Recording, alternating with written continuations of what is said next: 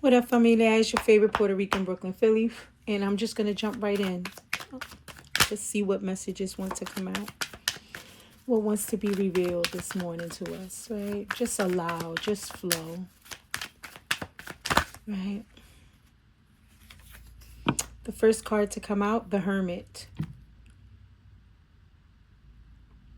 And in this card, we see an individual standing on the edge of a cliff, interestingly enough. It seems like a mixture of the Fool and the Hermit at the same time. He's holding up the lantern, and the lantern illuminates, dimly, just enough, I'm hearing. But he's definitely at the precipice, right? So maybe this morning's message is about being at the precipice, right, of something that we can't clearly see all the way through to, but we have just enough light. On my phone, it just popped up, Let's Ask Tarot, which is interesting. That title just came across the screen. But I'm also getting that scene in Indiana Jones where he's about to cross that bridge and he doesn't know there's a bridge and he has to take that step, right, of like faith. And when he does, that's when that bridge appears, right? So there's something about the next step not being fully illuminated to you. However, dimly,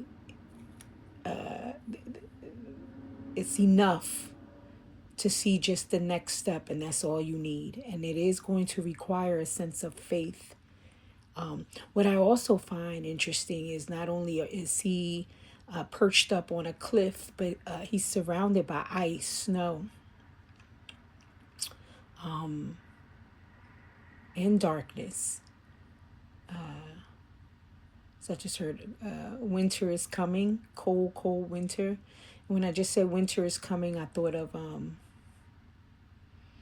almost said their name, the Lanigans, the family, the Game of Thrones. And every time we heard that phrase, winter is coming, it was about a daunting, pending, I'm hearing doom, right? These creatures, these dead things that somehow were yet still alive and a threat. But he's definitely looking ahead of him. The lantern is definitely held up high in front of him to illuminate the path forward. Even if, what he or she is feeling still is that winter is coming, that pending. And now I'm hearing winter has come, right? It's there. The snow is there. He's standing on it. And now I'm hearing you're still standing, right? And I'm hearing I'll rise again, right? So, now I'm hearing winter came and you survived. And now you're making your way through the rubble. And although you can't see clearly, it's still dark and it's still cold. Don't give up hope, right? And you haven't. You're holding up that lantern high and you're looking forward. The next card to come out is the Eight of Pentacles, right? So maybe as a result of this season of winter, right, to use the analogy, the metaphor, the example that Spirit has given us so far, now you're coming out of it, right, or stepping out of it by faith into something that, because yes, now that I'm looking at him again, something has caught his attention. Something has brought him to the edge. Something has brought him to this precipice.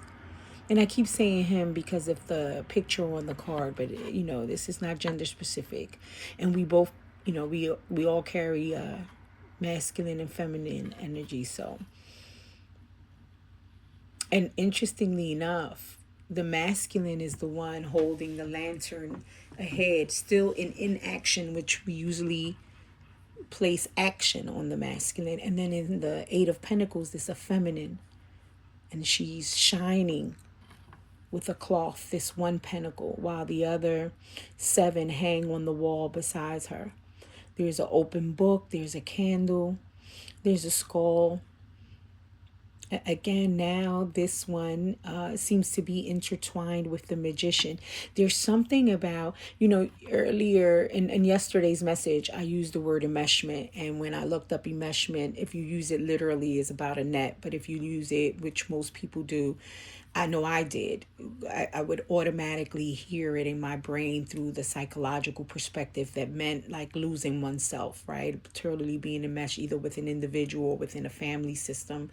And it meant negative. But for some reason in that message yesterday, it meant more towards integration, wholeness of self. I was speaking of the Six of Cups. Excuse me, I said the Six of Cups again. That Freudian slip is the same one I made in yesterday's video when I was actually referring to the Six of Swords, which then once again is going to reiterate the point that I'm about to explicate, I'm hearing, and elaborate on.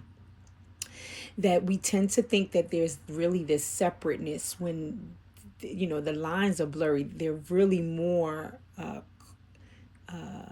intertwined than we want to think or believe. Now they're making me think of, this era where we would frown upon individuals who would speak about politics or religion in at work or in certain environments, and how as a country, right, it was kind of like the mandate to leave out of like important papers and decisions, religion and politics and things of that nature, when it's maddening to really think of that, because to really expect that's what I mean.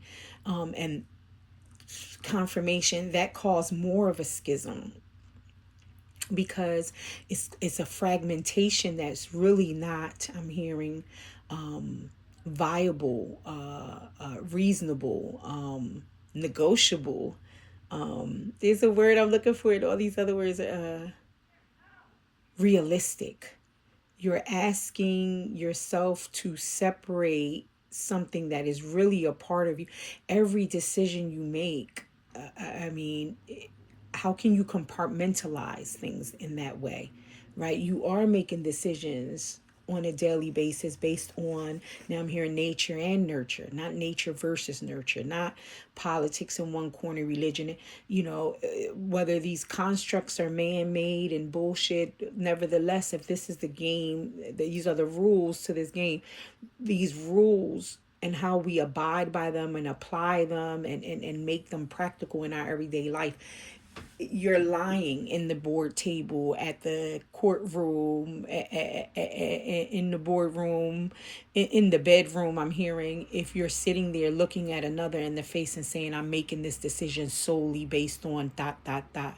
No, your beliefs about religion, about politics, about relationship, all of that is intertwined. Whether you try to be as biased as you may want to be, nevertheless, that's why I'm hearing they pick a jury. They interview the jury before they pick them, right? They come in and they ask them a select set of questions to kind of determine and gauge how they tend to lean, right?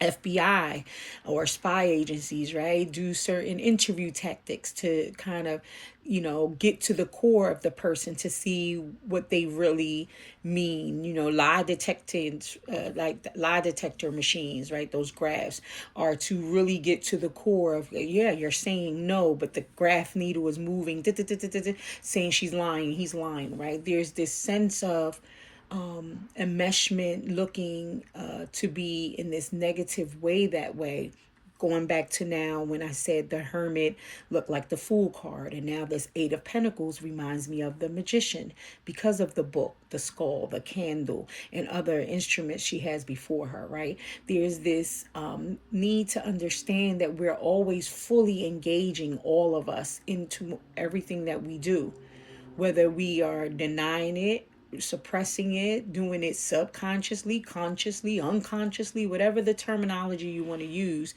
But you can only be you, and you can only, I'm hearing, rationalize from your experiences, justify from your experiences, explicate from your experiences, explain from your experiences and your understanding. I mean, it's inevitable. Now, does that experience and understanding shift and flow and grow? Yes, if we allow it. I'm hearing, right? That's another aspect. But yes, as life keeps lifing, right? I gave my son the example the other day where I said, or maybe it was somebody I was talking to, where I was listening to this tarot reader, and like about 5 years ago, she made the statement that, she don't care if, what R. Kelly did. She likes his music and she's going to listen to it. And then, 5 years later, she was in the new message that I heard her, and she's like, I don't care. I do care what he did. And now every time I hear his songs, that makes me think of what he did to the women. So now I can't hear his songs again. Is she lying? Is she a hypocrite? No, it's a part of she must have gone through other experiences, has some other understanding, gathered some other information that influenced the way she now perceives it. So that's not a bad thing. And I think we also do that. We say, oh, you've changed. Well, clutch my pearls. Am I not supposed to change? We say that with such indignation, I heard, right? And I'm hearing that, and even condemnation, that once one thing is set, it's supposed to be set in stone, and that's it. And I'm not saying we are supposed to be wishy-washy and, flim flam about everything. Everything in balance and in moderation, I'm hearing. And this is all channeling, so. But there's definitely this understanding about that. And now I'm being reminded of the astrologer I listened to yesterday that, precipitated this whole conversation yesterday, and now is being, I keep hearing the word explicated, explained a little more in elaboration this morning in this message, where he said, going into this new astrological, the next possibly 14 years, from Pisces, in since 2011 to 25, and now in 2026, now moving into Aries. He called it the mystic warrior, right? Where well, I forget exactly how he explained it, but what I'm hearing is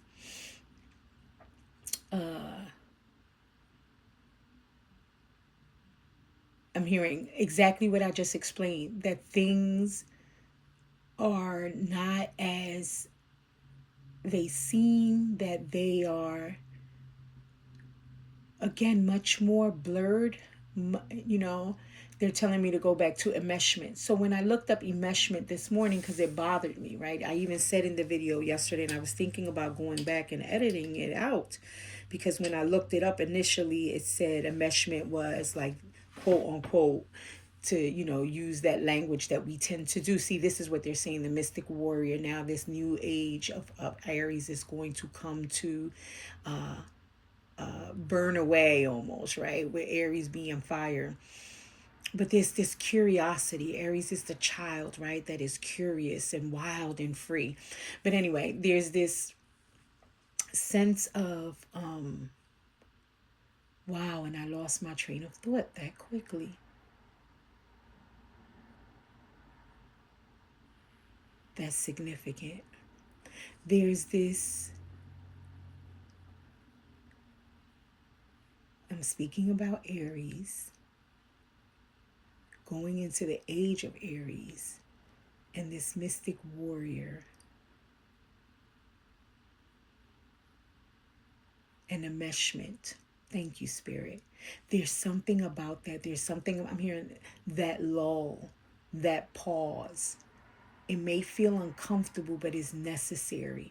And although it sounded, I'm hearing unprofessional and readily edible, not edible as to eat, editable, like to edit. No, there's something about, yeah, this slowing down, right? This pausing, or not so much pausing, this silence, right? And now I'm getting imagery of the sloth, right? This slowing down, this intentional, right? Because I'm hearing now, if Aries speeds up, we talk about fire, not just Aries, but you know, if fire is flamed too quickly, it can burn away things as opposed to purify them. There's a difference. So enmeshment, when I looked it up this morning, and asked specifically, can enmeshment be defined in a positive way? It did. It came up to say that enmeshment, some would say that is actually healthy. It talks about being loyal, fidelity, and a strong connection between, if you were talking about a family, if you were talking about a relationship. But in that case yesterday in the video was this enmeshment with self. I wasn't referring to another individual.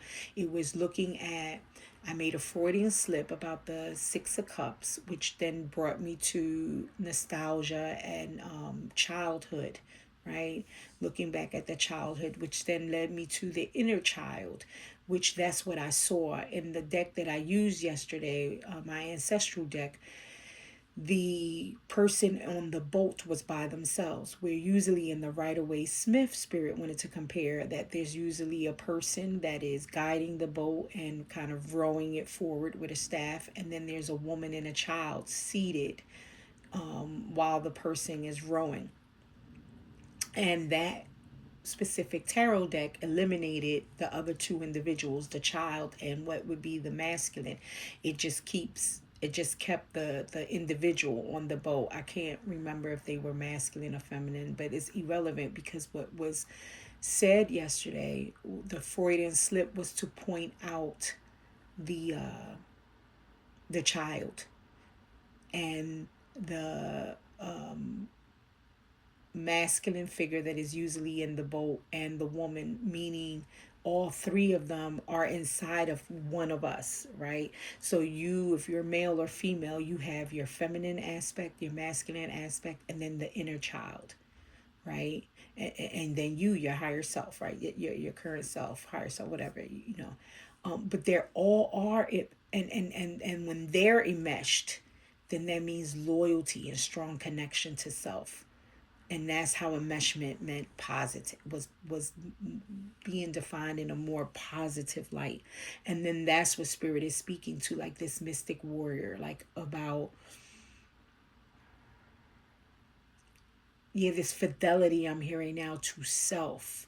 And what does that mean, right? The question yesterday in the video was, what are you willing to fight for? And when I looked at myself in the mirror and I spoke it aloud and looked in the mirror, the first thing that came to my mind was me. And that was astonishing for me. I don't know about anybody else, but because I will say, as a woman and as a woman of color who grew up in a family that has had its share of traumas and issues, to think of myself and put myself first in any kind of way, to see the selfishness in that would be very, very bad, right? That would be, I'm hearing, like blasphemy, the greatest catastrophe of all. I had to always consider everything and everyone outside of me, because it was, I'm hearing, indoctrinated in me, from a very young age, by society, by my family, by religion. So this understanding of, I guess I'm hearing spirit say, it is, again, I'm hearing fidelity to self. Let's pull some more cards, right? So when I see the Hermit, as a masculine figure represented in this card, the masculine energy, being the Hermit yet simultaneously the Fool, right? Which is a dichotomy in and of itself. It seems contradictory, or within itself, because the Fool is outside ready to be foolish and leap, and the Hermit is very introspective and slowed down, and so again, there's this big emphasis on this mirroring, right? This but mirroring of the opposite, of the exact opposite, and how they are so much more closely related than we think. We want to put them on opposite sides of the spectrum. We want to make things, for lack, I hate this phrase, but, or dislike, excuse me. Hate is a strong word, but more black and white when the world is filled with so much more color, right? We really have, or take issue with standing in the tension, right? Because if it's neater, it feels safer, it feels more comfortable to say I'm either this or I'm that. You know, it takes a little more effort to for both things to be true, for it to be and or not this that, right? Even saying it out loud to certain people, or and even certain examples, I've experienced it already. They push back on that. They're looking at me like, what do you mean, how can both be? It's a training of the mind that has been, I'm hearing, rampant for a very long time, that in this new age will cease to exist, right? And yeah. Yeah, and when I said new age, I'm not talking about the new age, like new ageism or like philosophy. No, like, the new age is to come, right? Is more in a just more of a literal sense, not in that whole, I guess, philosophy of new age or whatever that is, thinking.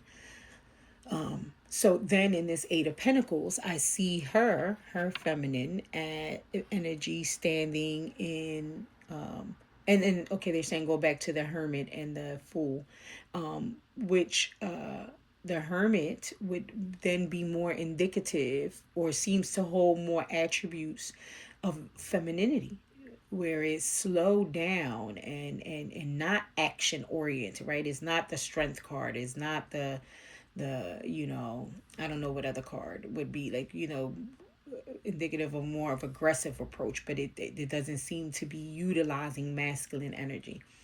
And then the Pentacles card, the Eight of Pentacles to be exact, is this feminine in the Eight of Pentacles. But Eight of Pentacles is about action and work, right? And grinding and putting in the work to whatever, which would then again seem very contradictory to the feminine aspect, where, you would think of her more, when we say the feminine is relishing in her feminine energy, she's more of the Empress, right? Very receptive, very soft, very not necessarily working intensely like she is in this card, cleaning this pentacle in the dark at night as well. And interestingly enough, the Hermit is holding up the lantern, which has this small light in the midst of all this darkness. And in this Eight of Pentacles, she's sitting in the darkness too, and the only thing that is illuminating her face a little bit, and even the pentacle she's cleaning, is this candle, the flicker, the flame of the candle. So there's something about, which would then also, right, if we think about the fire signs, Aries being the first in line in the fires, I guess I'm looking at it from a calendar, 12-month, very Gregorian, very, astrologically, we know, I guess it begins with Pisces, I think, or something. I apologize. I don't want to get into all that. But there's something about, looking at it, if I'm looking at in the new year, we get, beginning 2026, we get Aries first. Then we'll get Leo in the middle, and then we'll get Sag at the end. And Spirit is saying, if that doesn't, sit well with you, and you want to kind of keep it very, step by step, but we're in Sag season. right? Sagittarius. So there's this, again, they spoke about that yesterday as well. When I say they, I'm hearing to explain that. When I think of they, I'm thinking of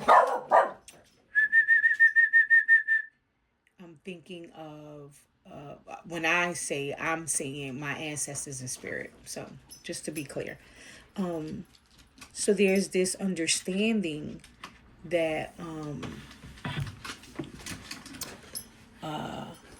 this flicker in this flame of the candle, which is small, right? And even this little light, I'm hearing this little light of mine, I'm gonna let it shine. That spirit is speaking of, is starting off like this small flame, right? But that's intentional, right? It's going back to the pause that I made, where I was like, wait, I can't think, I lost my way, and how I mentioned the sloth. There is this intentionality towards this slow burn, I'm hearing, right? If it's too intense right from the beginning, too quick, right, it has more of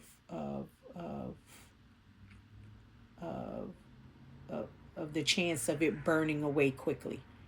Whereas if it's a slow burn, if it just starts off and burning away things that may be valuable.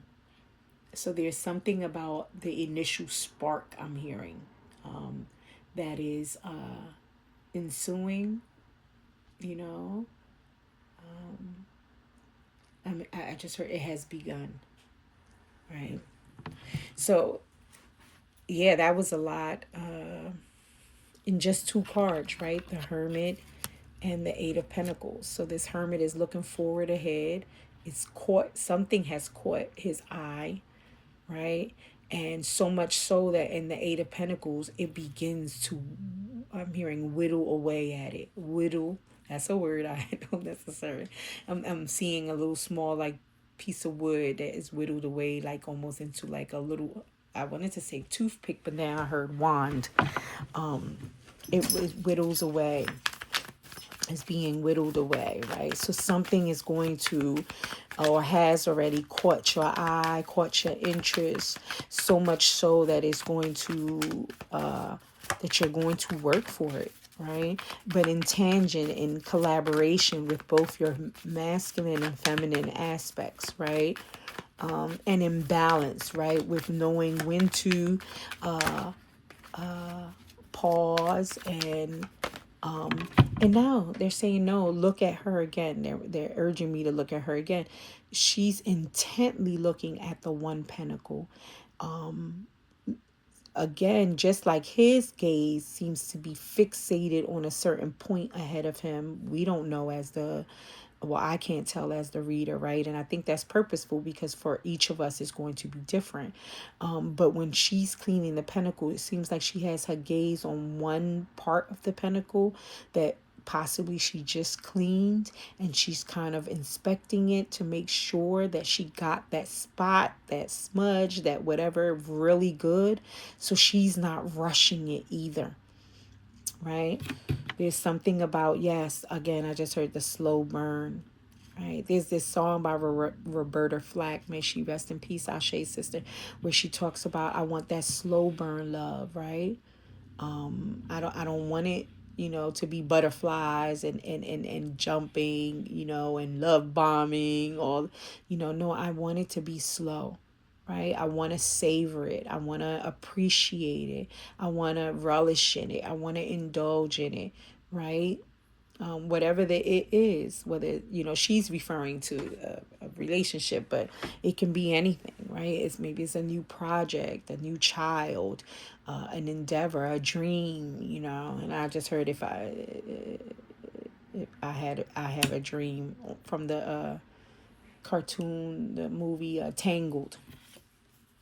And then the card that just came out is the Page of Swords, right? Whatever this is that's caught your eye, that you're willing to whittle away through the hours of the night, right? Slowly and in detail, but surely, you're ready to defend it, right? He has the sword up, he's looking, and there's an eagle around his neck in terms of a chain with the eagle.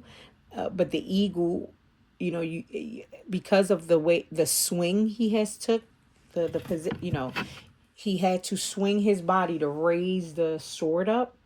As he swung the body to raise the sword up, the chain lifted off his chest, and the picture got caught while the eagle was kind of in mid-flight. But I'm seeing the chain holding the eagle back. Again, there's this slowing down, right? The eagle, or this bird, which to me looks like an eagle, wants to take flight, wants to soar. But there's this, again, there's not that it won't, but it's just not yet. Just wait a minute. And in this pause, I'm hearing you're protected. And in this pause, I'm hearing this is so important to you that you're willing to defend it, and that you are defending it, right? He's not necessarily fighting anybody in this card.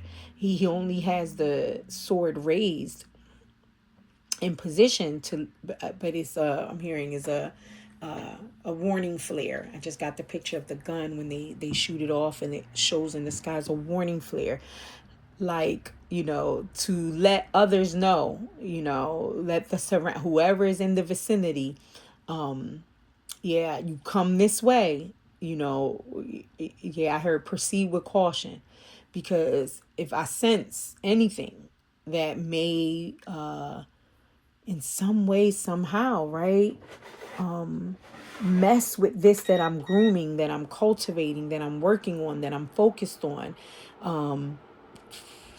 confirmation, I'm ready. Oh yes, confirmation, excuse me. I'm ready to defend it, more than ready and willing to defend it.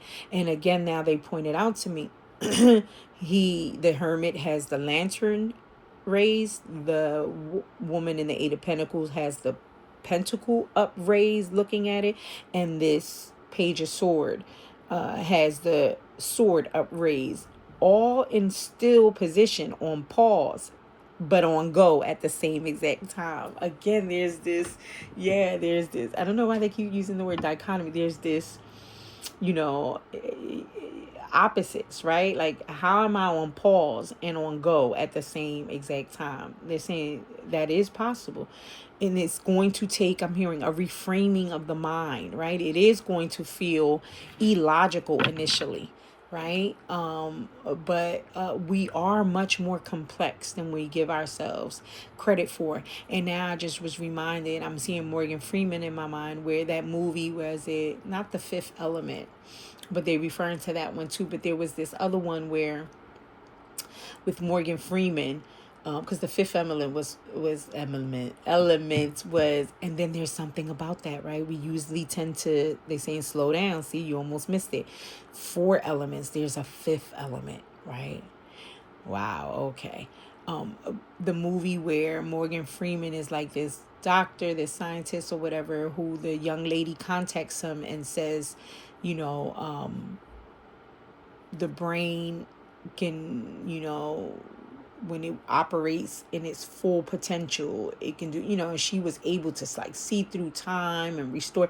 There's something about, we're much more complex than we've discovered so far, right? But that doesn't mean just because we haven't proven it or discovered it as of yet, that that's not what we are.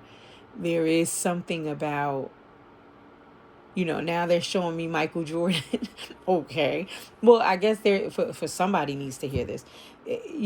Again, we want to put people in boxes. For the longest, we thought he was just a basketball player. But then the brother went to tennis and baseball. And some could argue, oh, well, he wasn't great and all of that.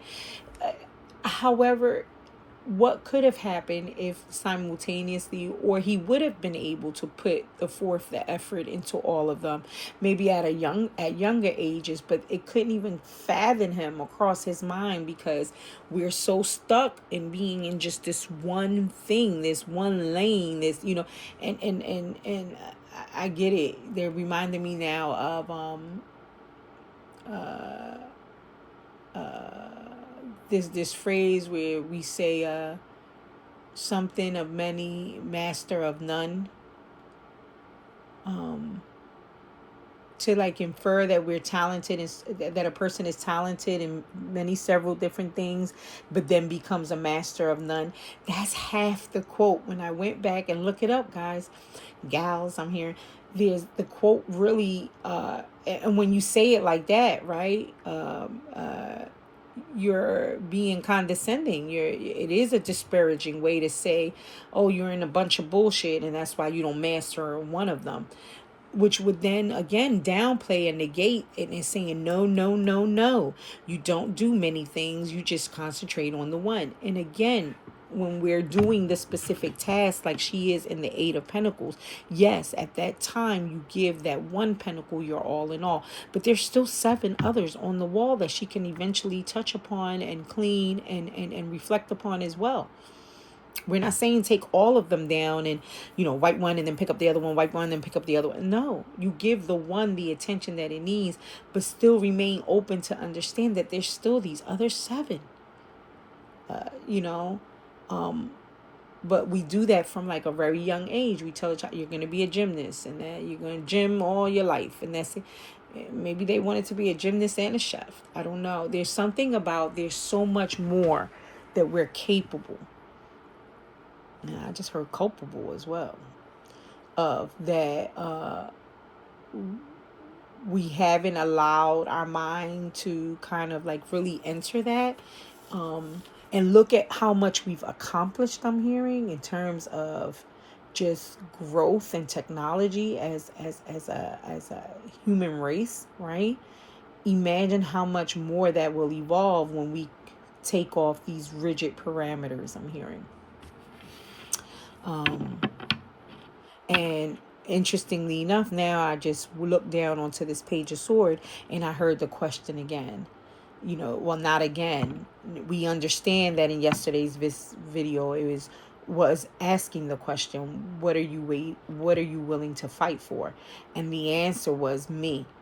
And in this Page of Swords now is clearly saying, now that I know what I'm willing to fight for. And that was my response, right? I don't know what your response would be. Whatever for you that is, right? Maybe it's for civil rights. Maybe it's for animals. Maybe it's for your family. Maybe, I don't know. Whatever that is for you, now that you've made the decision on what that is, you're standing 10 toes down like this Page of Swords, ready to defend it, right? At all costs. I just heard Brother Malcolm, Assalamu alaikum wa rahmatullahi wa barakatuh.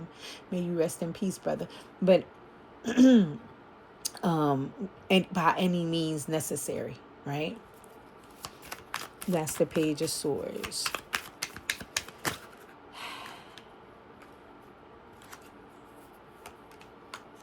The Magician came out right under the Hermit, interestingly enough, right? And then and I heard the fifth element again. This Magician, again, it is speaking to what I said about our experiences and our knowledge. So based on all of your experience and based on all your knowledge that you have acquired thus far, right?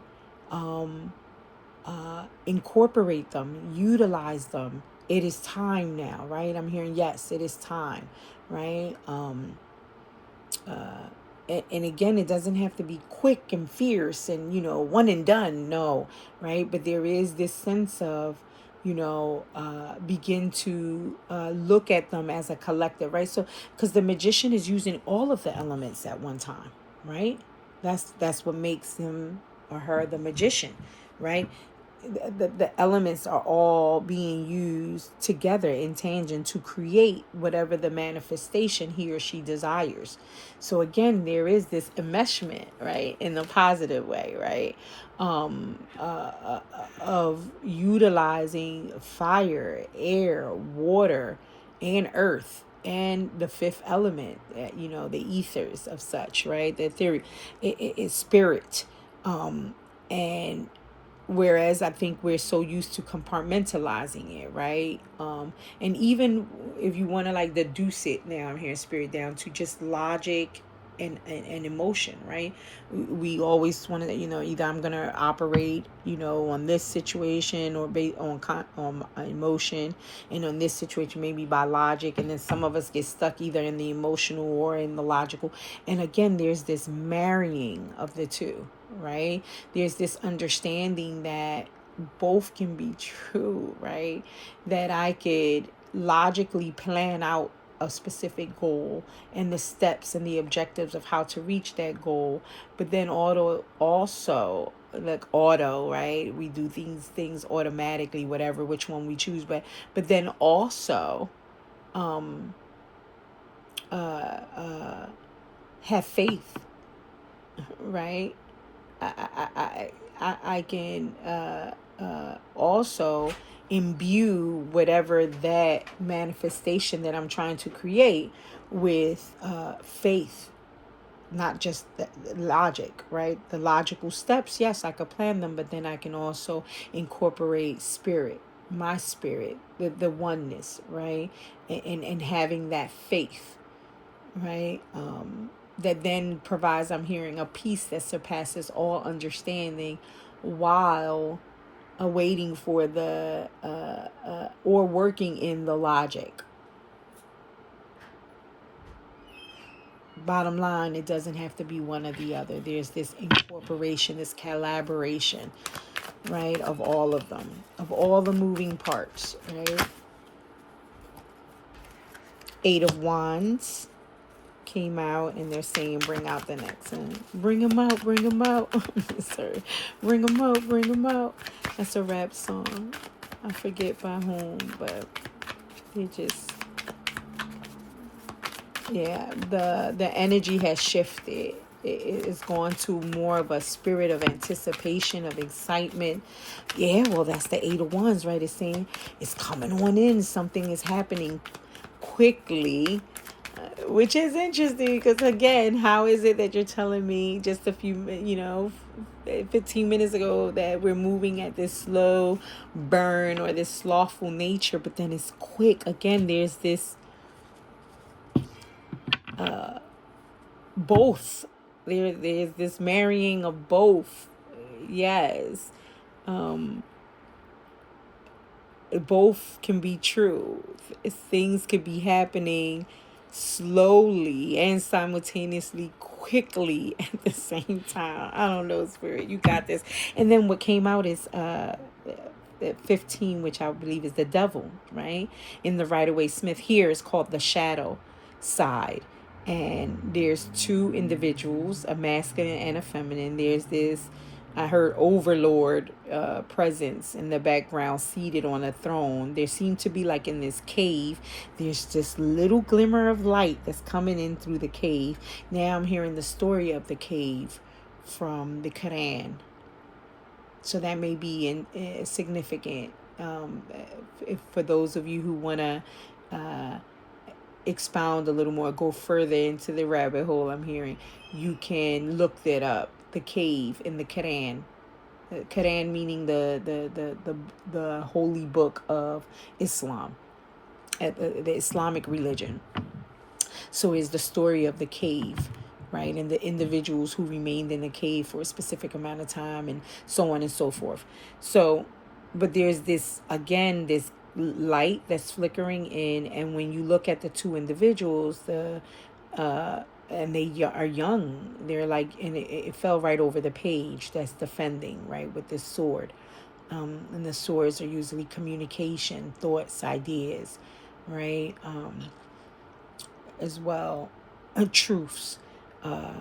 So the young man, you don't even see his face. He's covering his face and has his hands like up top of his temple, his brain, like holding his head, like if something is hurting him. And the young girl is hiding behind like this piece of rock that, and they're both kind of like trying to hide from this overlord that is over them in the background. Hoping that they don't get seen, it seems, by him. The feminine is definitely hiding behind the rock and possibly can't be seen by this figure, but the male is exposed and is definitely, now this overlord is just sitting there. hands on the throne, seated on this throne, hooded, not moving towards them. But his very presence seems to be enough to instill all of this fear. My throat wants to lock up on me now.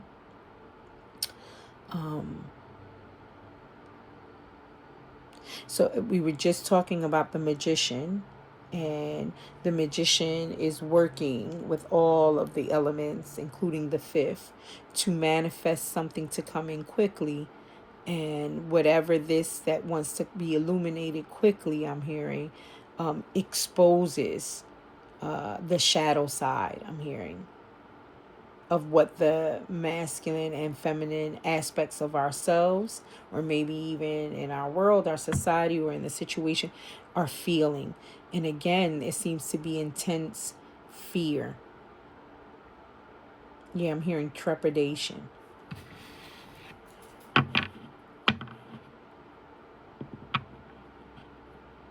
And now I'm hearing, you manifested this to happen.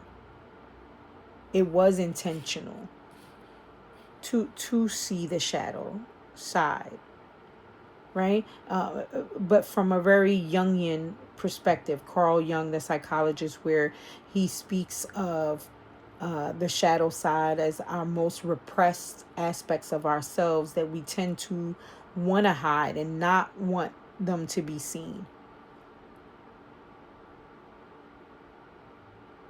And that's beautiful, right? Because we usually tend to run from our triggers and don't want to see, and want to repress and want to numb and want to escape. But there's something about, no, you purposely, as the magician, choosing.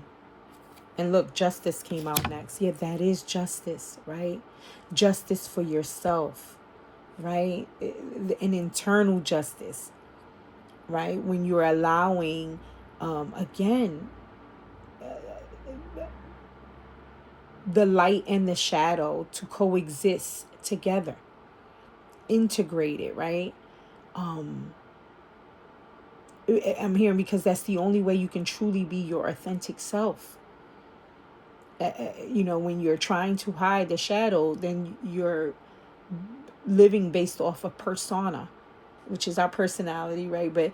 But a false persona, they're a mask. You could truly never be, there's truly no enmeshment within with yourself, which is this fidelity to yourself, this loyalty, this true connection to self.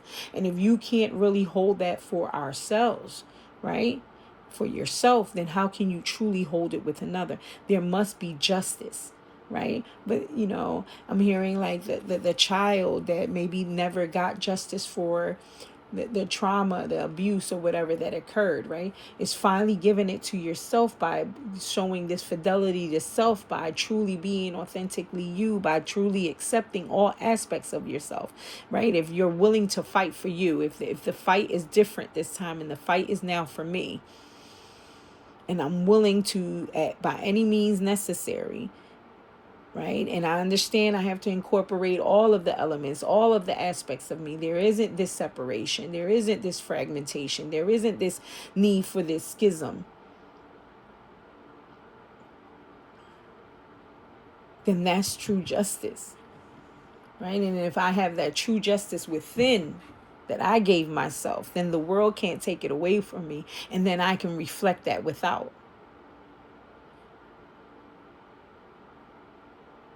And desire a world that is just in that way, that does wield out this kind of justice.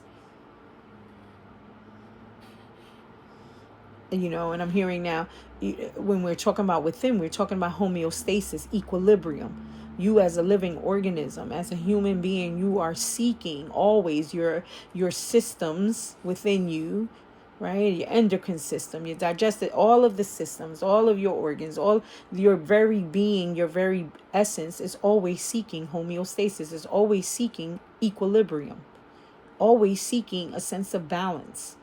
And whenever that balance is distorted in any kind of way, that's when, I'm hearing, we repress, we hide, we overwork, we do. there's an imbalance. And that's very powerful because it impacts us. It impacts our very daily lives, both internally and externally, as within, so without.